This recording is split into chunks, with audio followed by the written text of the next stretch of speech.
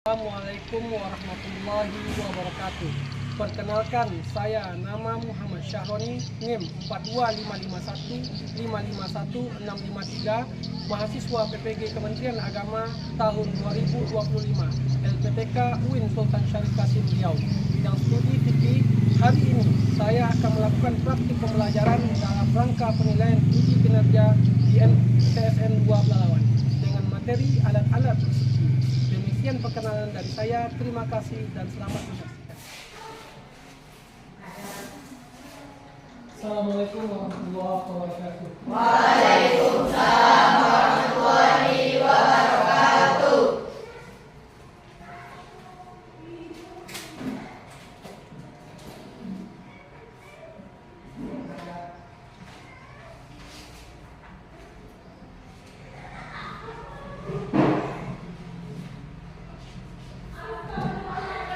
Silakan disiapkan.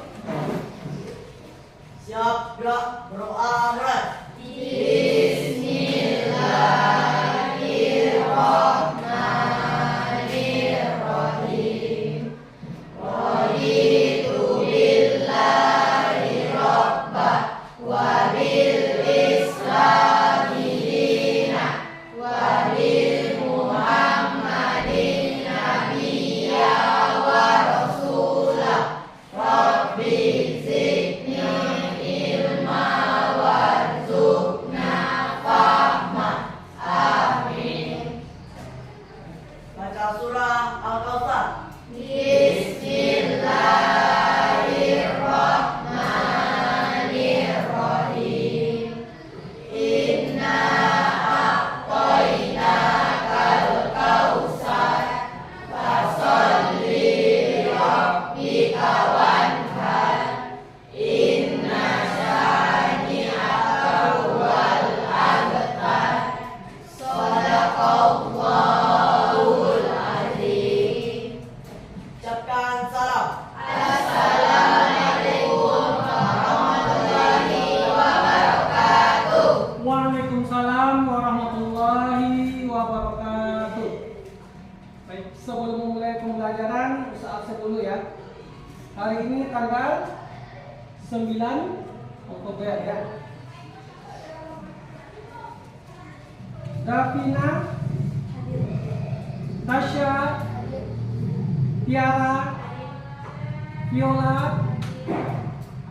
Rinka, Yuni, Rezan, Zian, Sri Ma'rifa, Wilya, Hafiza, Natasha, Yoga, Zanu, Raihan.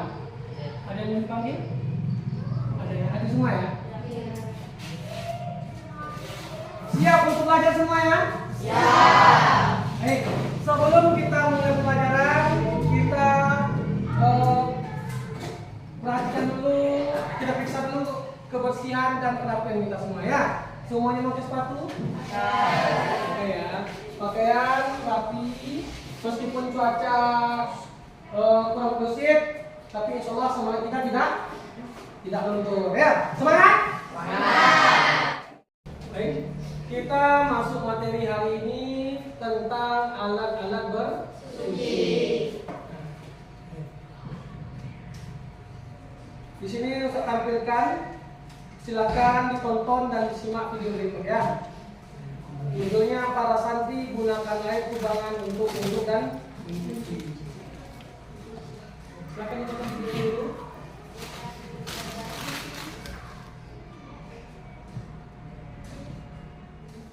Baik, dari video yang ditampilkan tadi, apa yang dapat kita pahami?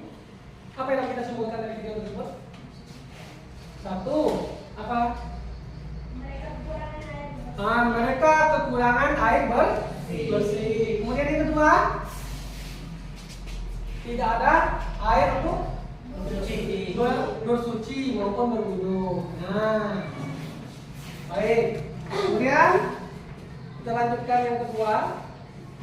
Nah, kira-kira dari video tersebut bagaimana cara bersuci jika air tidak tersedia? bertayamum. Kemudian, apa saja benda selain air yang bisa digunakan untuk menjaga kesucian agar ibadah tetap sah? Debu dan batu. Debu dan batu. Ada yang lain lagi? Tidak sah. Baik. Baik, untuk lebih lengkapnya nanti akan kita pelajari bersama. Nah, dari video tadi, jadi adapun tujuan pembelajaran kita pada hari ini adalah satu, membedakan jenis-jenis air yang dapat digunakan untuk bersuci dari dan pembagi tinjau dari pembagiannya. Nah, hari ini nanti kita akan mempelajari macam-macam jenis air yang dapat untuk digunakan bersuci. Sebenarnya tidak semua air bisa digunakan bersuci. Ya, ada beberapa air yang bisa digunakan dan ada beberapa air yang tidak bisa digunakan. Kemudian yang kedua, menentukan berdasarkan penilaian tentang jenis-jenis air yang dapat digunakan untuk bersuci, ditinjau dari kedudukan hukumnya. Nah, kemudian kita akan mempelajari bagaimana hukum air-air tersebut. Kemudian yang ketiga, membuat kesimpulan tentang benda-benda selain air yang dapat digunakan bersuci. Ya, jadi selain air ada benda-benda yang bisa kita gunakan untuk bersuci. Kemudian Ustaz minta kepada Ustaz, Ustaz akan membentuk kelompok kecil yang kelompoknya itu terdiri 4 sampai 5 orang. Nah, setiap kelompok nanti akan mendapatkan LKPD yang berisi studi kasus berbeda. Misalnya kekeringan, berpergian di pesawat, atau berada di daerah tempat sumber air. Ya, dari daerah tempat sumber air. Nanti Ustaz kasih LKPD-nya. Silakan nanti didiskusikan dengan kelompoknya. Setelah itu nanti baru kita setiap kelompok presentasi ke depan, ya. Paham? Tepuk semangat.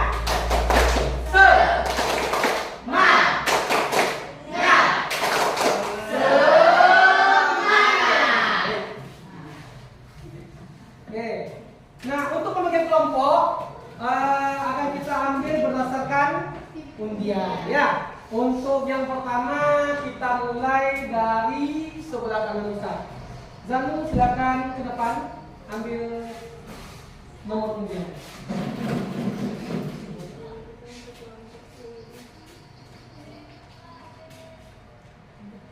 3. Baik. Selanjutnya yoga.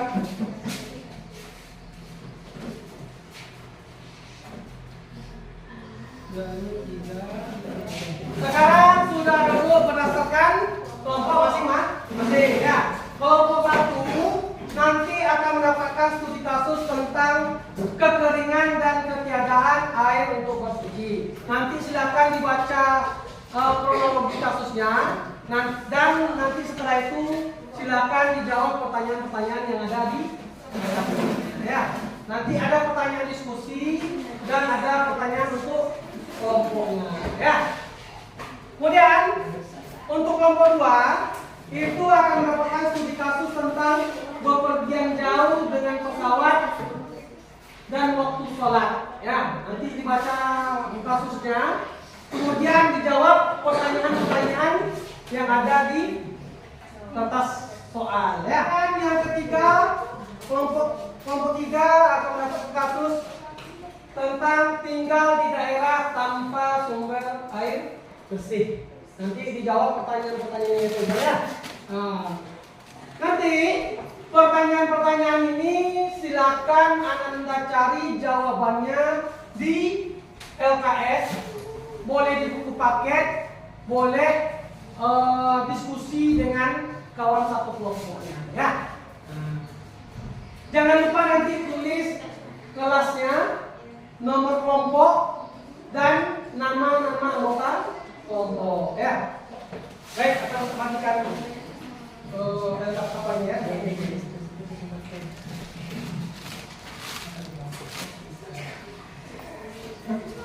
Memang jauh. Ini kelompok. Nah, itu kita. Kelompok satu saja. Satu. Ya. Nomor kelompok buat kelompok 1, kelompok 2. Ini kelompok 2 ya. Ini kelompok 3. Silakan menjawab.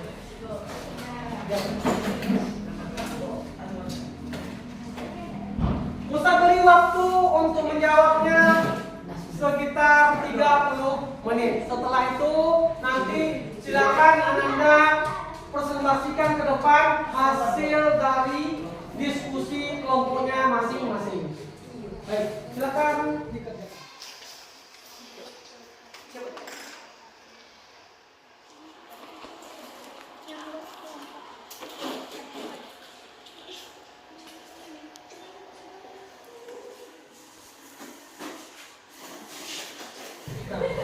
Terang? Semuanya sudah selesai?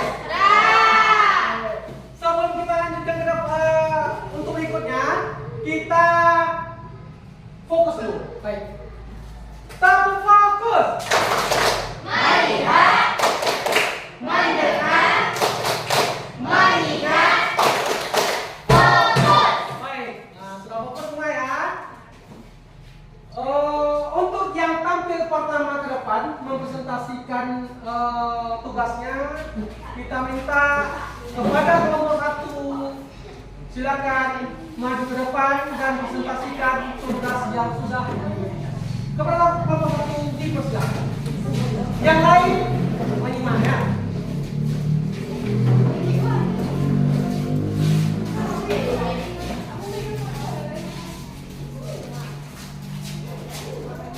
Ya, semua. Baik. Silakan yang lain menyimak. Silakan. Assalamualaikum warahmatullahi wabarakatuh. Waalaikumsalam warahmatullahi wabarakatuh. Kami dari kelompok 1 yang beranggotakan Hafizah Khaira, Dian Zahran, Yuni Alia Putri, Tasya, dan Fisyolani akan menjelaskan tentang kekeringan dan ketiadaan air untuk bersuci. Bacakan tolong apanya dulu kasusnya. Di sebuah desa yang sedang mengalami kekeringan panjang, banyak warga tidak memiliki cukup air, bahkan untuk kebutuhan dasar seperti minum dan memasak. Dalam kondisi seperti ini, sebagian warga merasa bingung apakah mereka tetap wajib wudhu atau tidak sebelum sholat. Ya. Lanjutkan.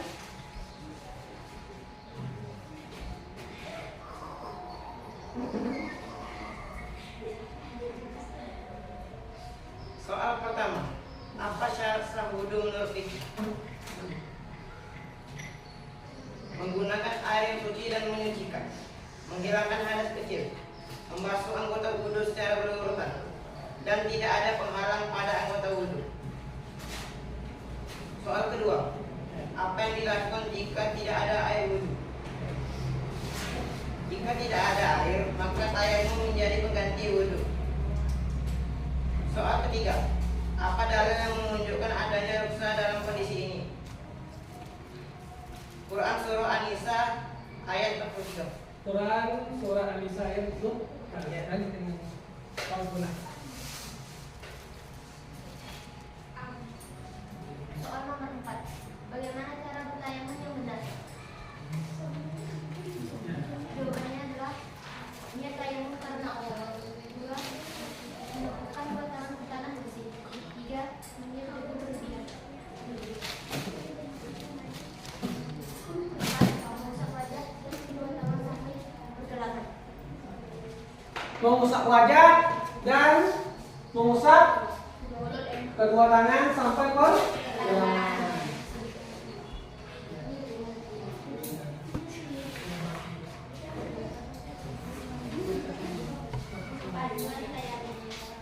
Digunakan jika tidak ada air atau ada halangan untuk memakai air.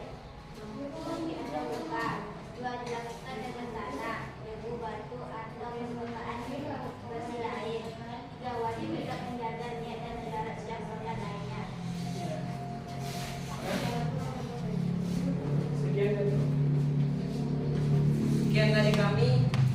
Jika ada salah mohon maaf. Wassalamualaikum warahmatullahi wabarakatuh. Waalaikumsalam warahmatullahi wabarakatuh. Untuk kelompok 2 dan kelompok 3 ada pertanyaan untuk kelompok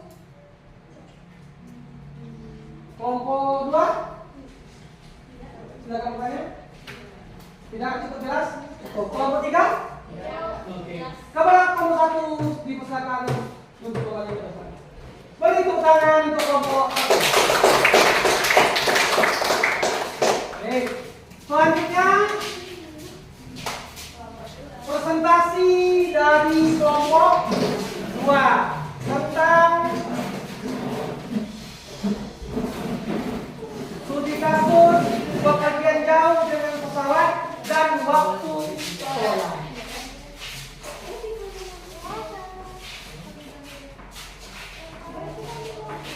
Silakan. Bismillahirrahmanirrahim. Assalamualaikum warahmatullahi wabarakatuh. Waalaikumsalam warahmatullahi wabarakatuh. Kami dari kelompok 2 yang beranggotakan Tiara dan Vina Wilya Yoga Rehan akan mempresentasikan hasil kerja kami. Berawal dari studi kasus. Seorang muslim melakukan perjalanan ke luar negeri menggunakan pesawat selama lebih dari 8 jam. Ia bingung bagaimana cara melaksanakan sholat di dalam pesawat karena ruang terbatas dan sulit mengetahui arah kiblat secara pasti. Baik, materi selanjutnya akan dilanjutkan oleh Tiara. Pertanyaan nomor 1. Apakah sholat boleh dilakukan dalam keadaan duduk di kendaraan seperti pesawat? Jawabannya ya, boleh. Sholat dalam kondisi duduk jika tidak memungkinkan untuk berdiri, hal ini termasuk dalam rukhsah atau keringanan bagi musafir. Dilanjutkan oleh William. 2. Apa hukum menjamak dengan mengqasar sholat bagi musafir? Jawaban: menjamak menggabungkan 2 sholat zuhur dengan asar atau maghrib dengan isya. Mengqasar mempersingkat sholat yang 4 rakaat menjadi 2 rakaat. Zuhur, asar, isya. Hukum boleh dan merupakan sunnah dalam perjalanan. Dilanjutkan oleh Rehan. 3. Bagaimana menentukan arah kiblat di pesawat? Jawaban: bisa menggunakan aplikasi kompas digital. Bisa bertanya kepada awak kabin. Jika tidak bisa, sholat sesuai arah terbaik yang bisa diusahakan. Baik, soal tersebut dibacakan oleh Bapak. Ya, ada. Apa yang harus dilakukan jika tidak bisa berdiri saat sholat? Jawabannya, boleh sholat sambil duduk dan gerakan rukuk serta sujud diganti dengan menundukkan kepala lebih rendah untuk sujud. Baiklah, itu hasil diskusi kami. Apakah teman-teman ada pertanyaan? Baik, kelompok 2 silakan ada pertanyaan. Kelompok 1 ada pertanyaan? Ya, silakan. Apakah sholat wajib bisa dilakukan di atas kendaraan yang sedang bergerak? Apakah sholat wajib dapat dilakukan di dalam kendaraan yang bergerak? Mana nomor 1? Iya. Ya.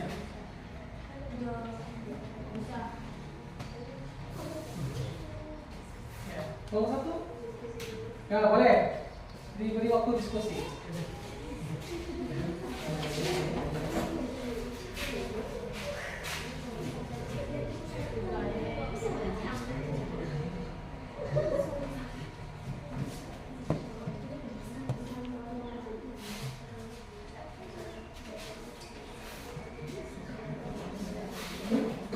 Oke, silakan. Baik, saya akan menjawab pertanyaan dari Kelompok 1. kelompok 1. Boleh. Boleh sholat dalam kondisi sedang dalam kendaraan. Jika tidak memungkinkan bisa duduk dan tidak memungkinkan untuk berdiri. Jika tidak memungkinkan untuk berdiri bisa dalam kondisi duduk. Cukup jelas ya. Jadi sholat di dalam kendaraan itu dibolehkan. Ya, kenapa? Karena itu bagian dari rukhsah atau keringanan dalam beribadah. Oke, kelompok 3 ada pertanyaan?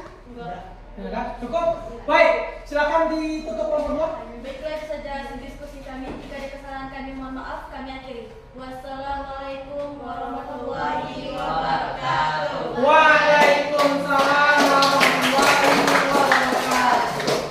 Selanjutnya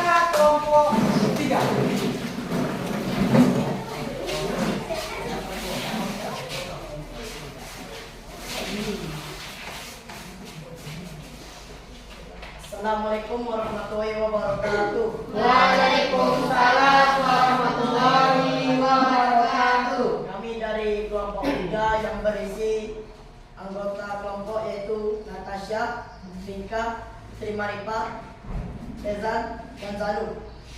Baiklah, saya akan memulai studi kasus. Yang pertama, keluarga Ahmad tinggal di daerah pegunungan yang sangat kering. Sumber air hanya bisa diperoleh dari truk tangki seminggu sekali. Ketika air habis, mereka kesulitan untuk berwudu dan membersihkan najis. Baiklah, yang kedua akan dilanjutkan oleh Zanu.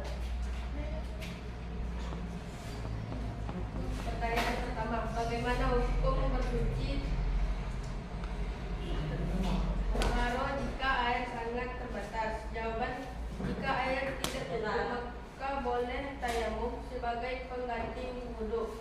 Namun untuk najis, beret tetap harus berusaha menggunakan air meskipun sedikit.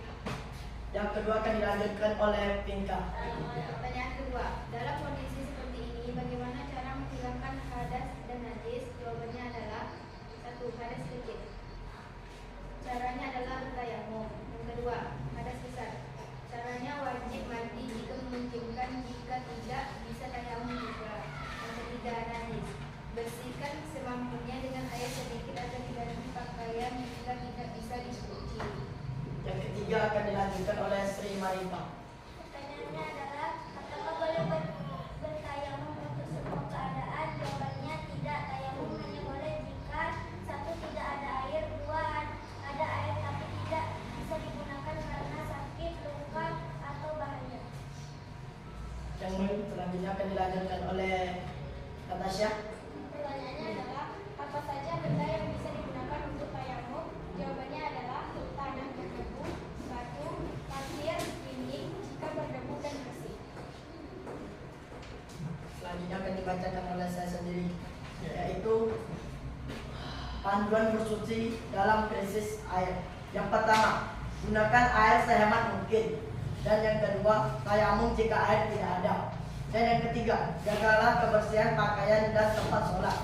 Dan yang keempat, sampaikan pentingnya toharo kepada keluarga. Baik, itu diskusi dari kelompok 3. Untuk kelompok 1 ada tanggapan? Kelompok 2? Tidak. Tidak ada? Cukup jelas? Silakan ditutup kelompok 3. Baiklah, mohon maaf bila ada salah kata. Kami akhiri. Assalamualaikum warahmatullahi wabarakatuh. Waalaikumsalam warahmatullahi wabarakatuh. Silakan duduk.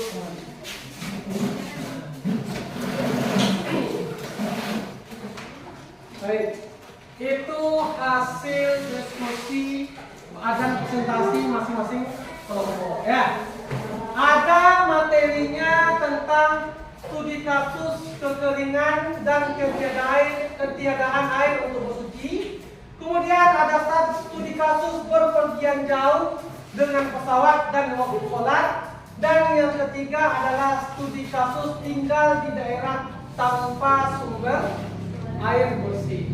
Nah, semuanya ini adalah kejadian-kejadian yang mungkin pernah kita alami. Kita lanjutkan sedikit pendalaman materi dari Ustaz. Pendalaman materi. Nah, materi kita adalah tentang alat-alat bersuci. Apa alat bersuci? Alat bersuci yang paling utama itu adalah air. Nah, kemudian tapi tidak semua air dapat digunakan bersuci, tidak semua air. Nah, contohnya mana Ustaz? Contohnya air kelapa. Air kelapa bisa dipakai untuk berwudu? Ya. Nah, tapi untuk minum? Nah, niatkan pula ada ini kan. Nah, kemudian ada juga air limbah. Nah, ini limbah. Ini adalah sudahlah tidak suci dan tidak mensucikan. Tidak suci itu apa Pak? Tidak suci itu adalah najis. Airnya itu terkena najis. Kemudian juga tidak bisa mensucikan untuk melaksanakan ibadah. Ya. Kemudian penting memahami jenis dan hukum air. Masing-masing air itu memiliki hukum. Nah, contohnya air mata air, hukumnya apa? Bersih, suci, mensucikan. Air kelapa apa? Suci tapi tidak mensucikan. Air kot, air yang tidak suci dan tidak pula mensucikan. Begitu juga yang lain-lainnya. Ya. Kemudian,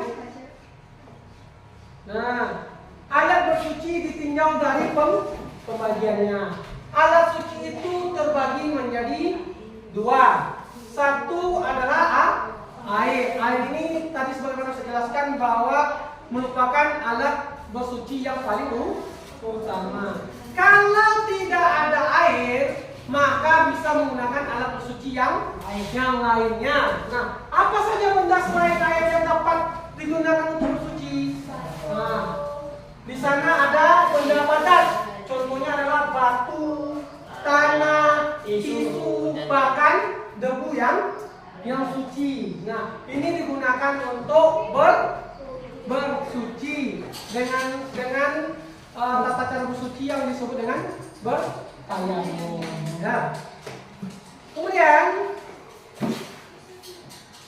kita masuk air suci dan mensucikan atau disebut dengan air mutlak. Contoh air mutlak itu diantaranya adalah air hujan, air mata air, air laut, air sungai, air sumur, air salju, air embun, dan lainnya. Sebagaimana yang sudah dijelaskan oleh kelompok tadi. Kemudian ini satu, kelompok tiga. Ya, ini adalah contoh air suci dan mensucikan. Air ini boleh diminum dan juga dibolehkan untuk bersuci, ya, untuk bersuci ataupun mandi.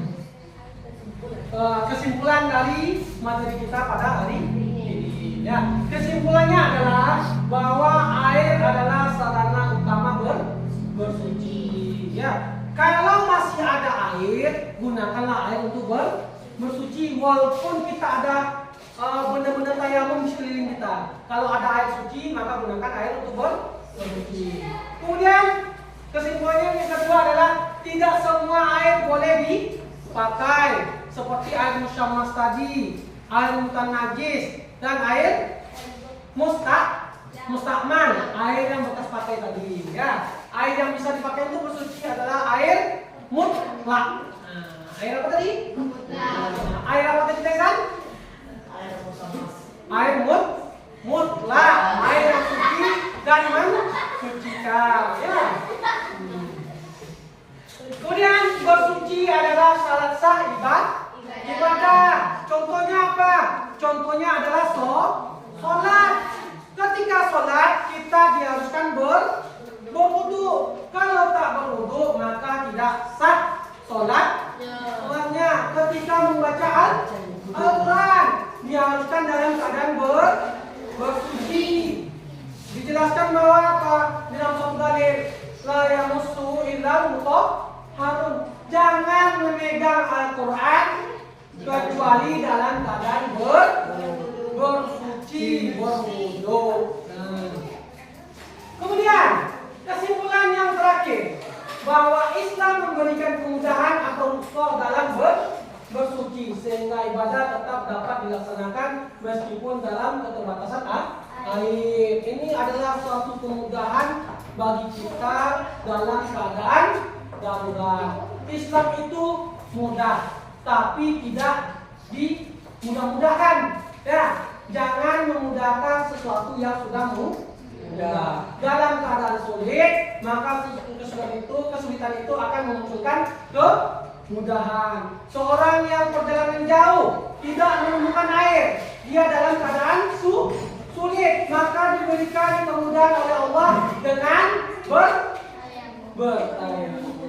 Itulah kesimpulan materi kita pada hari ini. Ya. Ada pertanyaan? Nah, ini Coba perhatikan ke depan. Ini adalah apa namanya? Pembagian macam-macam air tadi. Air sebagai alat utama bersuci. Ini air suci dan mensucikan yang disebut dengan air mutlak. Kemudian ada suci tetapi tidak mensucikan, ya kan? Air mustakmal, air najis. Kemudian ada air musammas, benda padat untuk bersuci. Ada batu, ada daun kering dan lain-lain. Nah, kemudian sampai di sini ada pertanyaan? Ya. Terakhir kita sedikit refleksi dulu. Saya ingin tahu apakah kalian sudah paham dengan materi kita hari ini atau masih mengambang dengan materi yang sudah kita pelajari. Nah, nanti di sini ada beberapa pertanyaan. Nanti Ustaz pertanyaan ini akan Ustaz limpahkan ke beberapa dari antara kalian untuk menjawab pertanyaan ini. Ya. Yang pertama, Ustaz minta Tezan, apa yang kalian pelajari dari studi kasus ini? Yang kamu pelajari tadi? Dalam kesulitan pasti ada solusi. Dalam kesulitan Pasti ada solusi. ada solusinya. Inna ma'al usri. Setiap kesulitan pasti ada kemudahan. Bagus. Yang kedua, yoga. Mengapa penting memahami hukum fikih dalam kondisi darurat?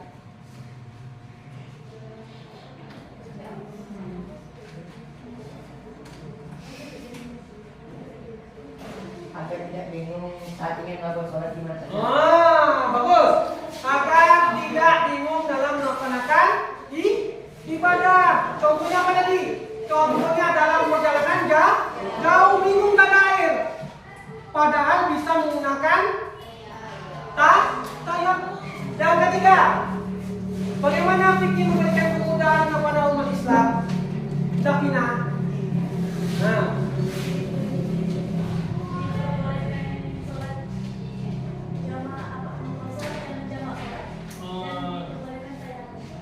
ya. Jadi bagaimana fikih memberikan kemudahan kepada umat Islam? Contohnya adalah dibolehkan melaksanakan sholat jamak dan qashar dalam perjalanan. Berapa kilo jarak minimalnya? 80. 80 kilometer. Masya Allah, pintar semua. Beri tepuk tangan untuk kita semua.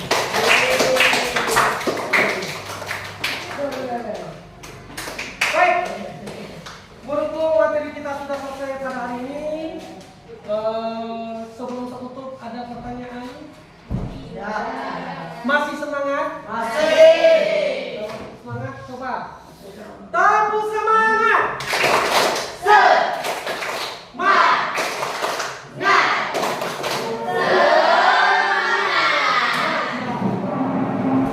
Baik. Sampai di sini aja materi kita pada hari ini. Sebelum tutup, untuk memberikan nasihat apa yang kita pelajari pada hari ini, semoga menjadi ladang pahala bagi kita dan menjadi amalan bagi kita untuk dunia dan akhirat. Dan apa yang kita pelajari ini juga nanti bisa kita amalkan dalam kehidupan sehari-hari. Baik, sekian dulu materi kita pada hari ini. Silakan ditutup mejanya. Tutup mejanya seperti semula dan kita berdoa. Doa bulan.